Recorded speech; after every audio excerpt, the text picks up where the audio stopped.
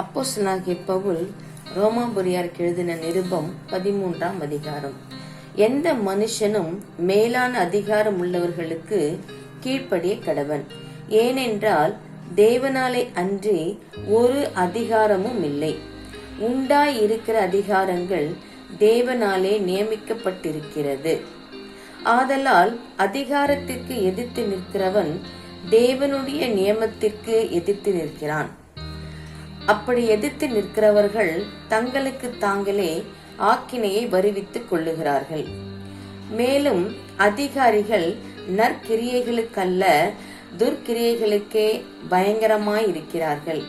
ஆகையால் நீ அதிகாரத்திற்கு பயப்படாதிருக்க வேண்டுமானால் நன்மை செய், அதனால் உனக்கு புகழ்ச்சி உண்டாகும். உனக்கு நன்மை உண்டாகும் பொருட்டு அவன் தேவ ஊழியக்காரனாய் இருக்கிறான்.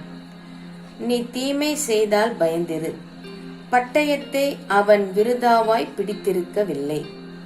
தீமை செய்கிறவன் மேல் கோபாக்கினை வர பண்ணும்படி அவன் நீதியை செலுத்துகிற தேவ ஊழியக்காரனாய் இருக்கிறானே. ஆகையால் நீங்கள் கோபாக்கினை நிமித்தம் மாத்திரமல்ல, மனசாட்சியின் நிமித்தமும் கீழ்ப்படிய வேண்டும். இதற்காகவே நீங்கள் வரியையும் கொடுக்கிறீர்கள். அவர்கள் இந்த வேலையை பார்த்து வருகிற தேவ ஊழியக்காரராய் இருக்கிறார்களே. ஆகையால் யாவருக்கும் செலுத்த வேண்டிய கடமைகளை செலுத்துங்கள். எவனுக்கு வரியை செலுத்த வேண்டியதோ அவனுக்கு வரியையும், எவனுக்கு தீர்வையை செலுத்த வேண்டியதோ அவனுக்கு தீர்வையையும் செலுத்துங்கள். எவனுக்கு பயப்பட வேண்டியதோ அவனுக்கு பயப்படுங்கள். எவனை கனம் பண்ண வேண்டியதோ அவனை கனம் பண்ணுங்கள். ஒருவரிடத்தில் ஒருவர் அன்பு கூறுகிற கடனே அல்லாமல் மற்றொன்றிலும் ஒருவனுக்கும் கடன்படாதிருங்கள்.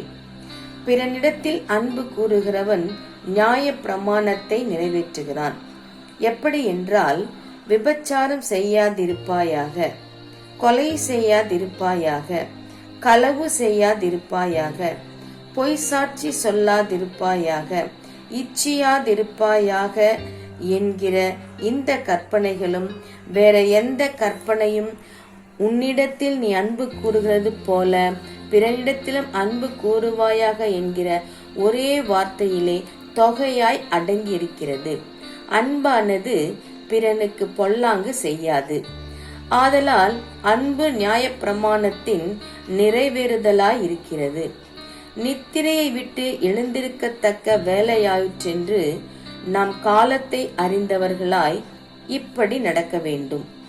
நாம் விசுவாசிகள் ஆன போது ரட்சிப்பு சமீபமாய் இருந்ததை பார்க்கிலும் இப்பொழுது அது நமக்கு அதிக சமீபமாய் இருக்கிறது. இரவு சென்று போயிற்று, பகல் சமீபமாயிற்று. ஆகையால் அந்தகாரத்தின் கிரியைகளை நாம் தள்ளிவிட்டு ஒளியின் ஆயுதங்களை தரித்து கொள்ள கடவோம். களியாட்டும் வெறியும் வேசிதனமும் காமவிகாரமும் வாக்குவாதமும் பொறாமையும் உள்ளவர்களாய் நடவாமல் பகலிலே நடக்கிறவர்கள் போல சீராய் நடக்க கடவோம். துரிச்சைகளுக்கு இடமாக உடலை பேணாமல் இருந்து கர்த்தராகிய இயேசு கிறிஸ்துவை தரித்து கொள்ளுங்கள். ஆமேன்.